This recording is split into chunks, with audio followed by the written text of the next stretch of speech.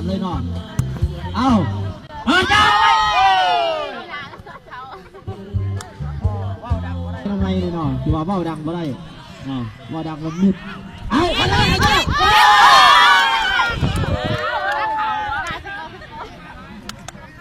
เอาเลยโอ้ทันบอกค่าเกิบเนี่ยเข้าเนาะสำหรับไอ้โตเอาไปจะได้เลยโตได้บอลจักเตี้ยอันนี้กี่พอนหลายเซนบุคคลขนาดเอาไปจะได้ซิโก้อันนี้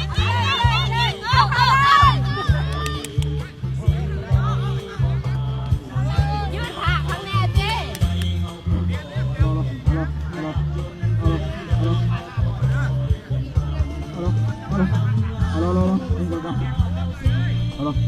เอา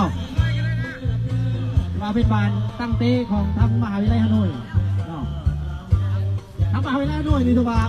เบอร์7นี่คือว่าธรรมดาเนาะมือนี่เพิ่งยิ่งได้หรือบ่เอายังหลอกล่อกันเยอะนะนี่ลากขึ้นไปแล้วว่าจะไหนอ่านอุทธรจากอุทธรสกัดโอ้ทำบาด่าที่จากอุทธรโอ้จากอุทธรเอาจะไหนลากขึ้นมาโอ้ยหลอกล่อกันเยอะซิโก้ตัวนี้แต่โบมีเกียรติศักดิ์เสียหน้าเมืองก็มีแต่ซิโก้มาเอาหลอกล่อเป็นบานทั้งไอ้ใหญ่เฮาได้บานไอ้จะได้ไอ้โต้ลอกไปลอกมาลอกซ้ายลอกขวาอีกแล้วโอ้ยเสียดายเนาะเสียดายโลกนี้เกือบเอาซิโก้ได้บานเบอร์54ไอ้ใหญ่เฮาไปแล้วมันจะได้ยิ่งได้บ่เป็นบานโยนทุ่มขึ้นมาทางมหาวิทยาลัยฮานอยเจอกี่เที่ยวมัดมาซุปเอากี่ทดมัดมาเนาะเอาพิษเด้อขอโทษขออภัยเนาะกี่ทดมัดมา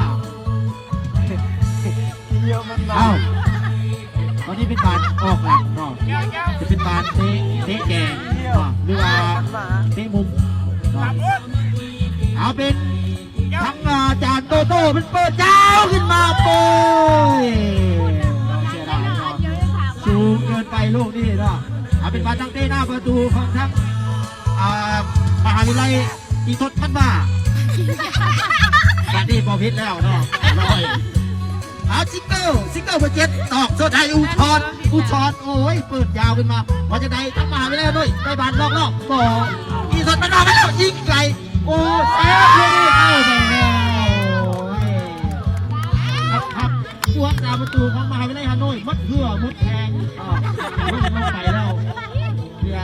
เสียดายลูกนี้เอานับไปแล้วนอ3 ประตูต่อ 0เนาะ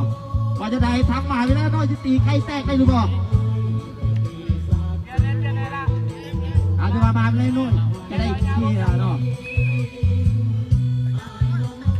ยิงไก่ลุยไอ้โตโอ้ยน้ำหนักได้ความแรงได้ทิศทางบ่ได้นอกเกือบออกไปซอกเลยอ้าวเปิดขึ้นมาทางมาอาจจะได้ซิโก้เปิดขึ้นมาไอ้โตไปเลยสุดยอดลูกนี่ว่าธรรมดาไอ้แตกแล้วเนาะที่เราปลดชดทำมหาวิทยาลัยที่ถดมันมาไปแล้วเนาะเอาบานเทียยิงไก่เลยเอามาไม่ได้ฮานอยยังตั้งเกมขึ้นมาแต่ว่าจะได้อันตรายลูกนี้อันตรายลงหน้าขึ้นมาไอ้โตตอกส้นล่อไปล่อมาล่อซ้ายล่อขวาหักหน้าหักหลัง